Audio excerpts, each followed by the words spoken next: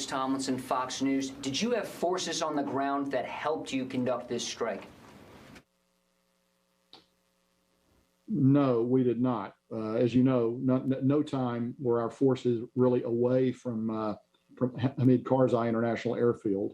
So there was nobody there on the ground to have to play that role. I think you can see from the graphic that the position of the strike was about 3 to 4 kilometers to the west of HKIA. So no, there was nobody, either us or a proxy of ours, that was involved in this. That includes Special Operations Forces?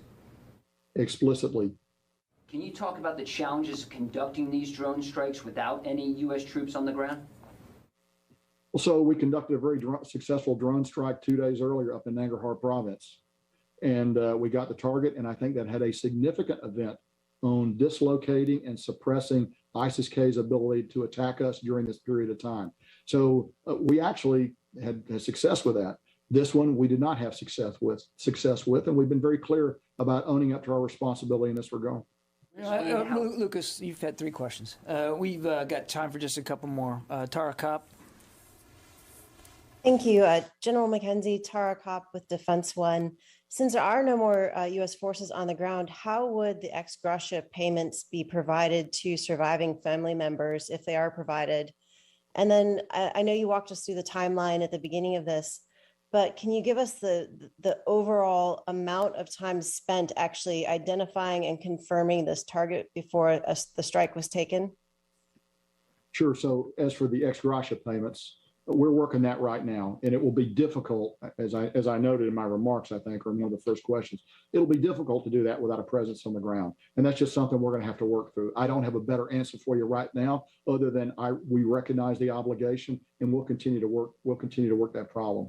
So, in a situation like this, to go to the second part of your question, as you continue to look at the target over the course of the day, you begin to build probabilities, and you begin to weigh, are we going to take a strike? Why are we going to take the strike? When the vehicle came up to the final point at point 7 on your map, which is actually, as I've noted, the closest to the airfield it had been all day, we were very concerned about a white Corolla being involved in an attack. So the cumulative force of all those, the intelligence that we gathered throughout the day, the position of the vehicle, its nearness to the airport, the imminence of the threat, and the other SIGINT that we're getting throughout the day all led us to the moment of deciding to take the strike.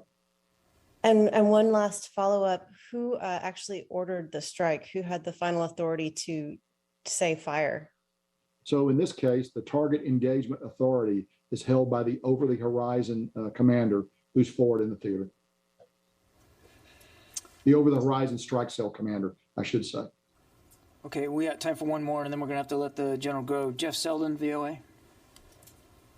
Jeff Selden from VOA. Thanks very much for doing this. General, given how this over-the-horizon strike went, where do things stand in terms of getting at least a closer presence, a closer basing agreement for future over-the-horizon strikes? And we've been told that the Taliban have made various commitments to counterterrorism. I know you said that they didn't provide any information for this strike, but did they provide any sort of help in the closing days in terms of preventing the threat against from ISIS-K, or have they been helpful since then in cracking down on ISIS-K as they continue to plot against U.S. Western targets?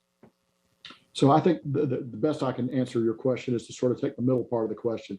In the final days, and really in the second half of our time at HKIA, as we continued our evacuation, the Taliban were helpful in establishing an outer security perimeter, which actually, we believe, prevented some attacks from developing. Now, look, there's a downside to that, too. It also allowed them to screen people that might otherwise have gotten to the airfield. And that's just a hard, harsh fact. And you have to balance those two. Force protection of our forces, which is supported by Taliban external presence, against the fact that it may prevent some people that you would like to bring out from being able to get to you unmolested. And that's a difficult balance. I frankly came down that I wanted to protect our forces, and I needed that outer boundary. And to that degree, we were able to work together. I have no particular affection for the Taliban, and I don't know that they're doing anything at all for us right now. But those questions would probably better go to the Department of State, along with questions about basing and where we might be able to get closer basing than where we are right now. I know all of those things are actively being worked by our diplomats as we speak.